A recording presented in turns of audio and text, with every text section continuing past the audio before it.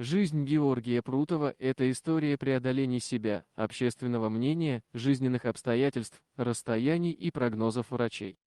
Неизлечимый недуг сковал тело парня, но он не опустил рук, выучился, обрел профессию и настоящую любовь. Вопреки всему, сейчас Георгий счастливый семьянин и отец прекрасного малыша Алёши. Долгожданный сын в семье военного и массажистки, Гриша поначалу казался обычным ребенком. Но мальчик рос, и родители стали замечать, что он плохо упирается на ножки. А когда малыш заговорил, выяснилось, что его беспокоят боли в спине. По результатам обследования ребенку поставили страшный диагноз спинальная мышечная атрофия. Заболевание характеризуется патологией гена, отвечающего за выработку белка основного строительного материала для мышечной ткани. Лекарств от недуга не существовало.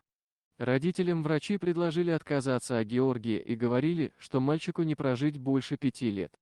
Тело Георгия начинало атрофироваться, пальцы, руки и ноги скручивались и усыхали, позвоночник приобретал неестественную форму, грудная клетка сдавливала все жизненно важные внутренние органы. Тем не менее, родители искали способ помочь сыну.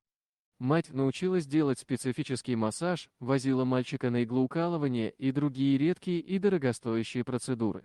Грише не суждено было никогда подняться на ноги, бегать и кататься на велосипеде, как другие дети, но он выжил благодаря стараниям отца и матери.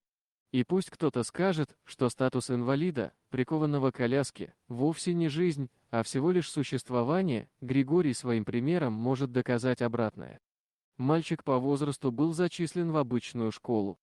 Учился дистанционно, самостоятельно освоил компьютерную грамотность, получил высшее образование и овладел востребованной профессией. Теперь Григорий приобрел финансовую независимость, занимаясь разработкой и продвижением сайтов. Здесь же, в интернете, он нашел много друзей. Все, чего не хватало молодому человеку, чтобы почувствовать себя полноценным членом общества, это общение с противоположным полом. Воспитанный в любви и понимании, Гриша мечтал, что сможет когда-нибудь найти родственную душу. Он зарегистрировался на интернет-платформе для общения инвалидов. По счастливой случайности его анкету увидела девушка из Казахстана под ником Анна, на самом деле Олеся. Ее личная жизнь не складывалась и, по словам самой Олеси, она искала общения в сети, так как была глубоко разочарована в реальных отношениях. Началась переписка. Ребята быстро нашли взаимопонимание. Георгий не стал скрывать от Олеси своего диагноза и вскоре выслал девушке фотографию в полный рост. Юноша думал, что это отпугнет возлюбленную, но обманывать ее не хотел. Каково же было его удивление, когда Олеся спустя несколько дней засобиралась к нему в гости. Преодолев 4000 км, девушка осталась навсегда в Белгороде и в жизни Георгия. Немного погодя, молодые люди поженились, сняли квартиру и стали вести общий быт.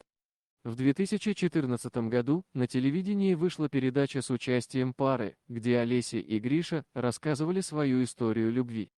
Они согласились на съемки, чтобы доказать всем, а прежде всего людям с ограниченными возможностями, что даже безнадежно прикованный к инвалидной коляске человек может найти свою половинку. И не стоит отчаиваться в поисках. На ребят обрушилась волна негатива, их обвиняли в пиаре и мошенничестве.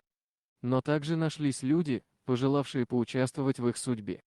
А в 2018 году, после нескольких неудачных попыток, они наконец стали родителями абсолютно здорового малыша. Сейчас Гриша и Олеся вдвоем работают в интернете, ведут блог о своей жизни.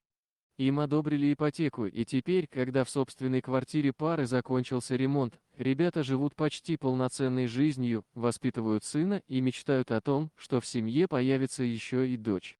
Дорогие друзья, если вам понравилось видео, поставьте лайк, а также подписывайтесь на канал, где найдете еще много интересного.